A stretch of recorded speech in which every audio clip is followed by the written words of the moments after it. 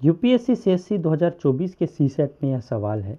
देखिए प्रश्न क्या कहा है कि m और n के मान क्या होंगे ये बताना है, जहाँ पे m और n धन पूर्ण संख्याएं हैं। ठीक, यहाँ पे पहला कथन बोल रहा है कि m प्लस n कर रहे हैं तो वो बड़ा होगा m इंटू एन से।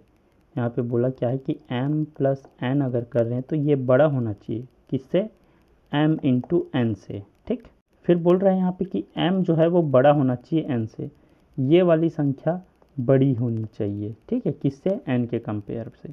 सेकंड नंबर का कथन क्या बोल रहा है कि m और n का गुणनफल, मतलब m इंटू एन कर रहे हैं तो उसका गुणनफल जो है वो 24 आ रहा है।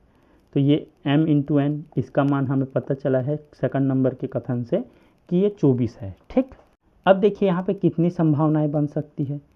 ये 24 कैसे आ सकता है, एक तो हो सकता है कि 24 इंटू 1 करें। ठीक, तो यहाँ पे हम इसको m मान लेते हैं, ये m है ये n है। ठीक, यहाँ पे तो ये 24 धन 1 करेंगे तो ये बड़ा होगा, एक कंडीशन ये आएगा। ठीक, दूसरा कंडीशन क्या आ सकता है, एक तो m की जगह में हम 12 रखें और इंटू n की जगह में हम 2 रखें, एक कंडीशन ये बन सकता है, इससे 24 बनेगा। अब देखिए यहाँ पे ये बड़ा हो रहा है क्या, अगर हम यहाँ पे 12 रखें प्लस 2 करें तो ये तो 14 हो रहा है, तो ये कंडीशन तो हमारा नहीं आएगा जिसमें कि बड़ा हो। और कंडीशन बन सकता है जैसे कि 8 या 24 होता है तो 8 गुना 3 किए, इससे हो गया, और एक 6 चौक 24 हो सकता है।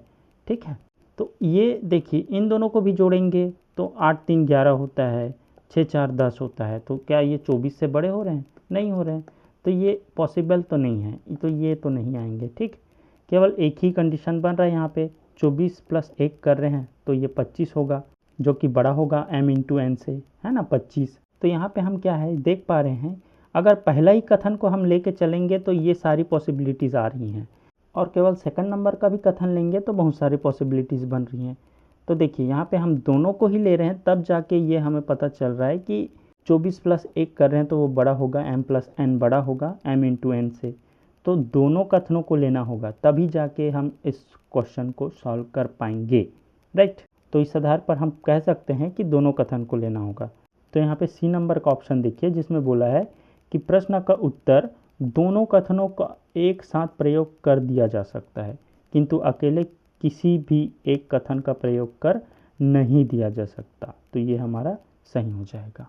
ऐसा ही और भी सॉल्यूशंस के लिए मेरे साथ जुड़े रहें, मिलते हैं अगले वीडियो में।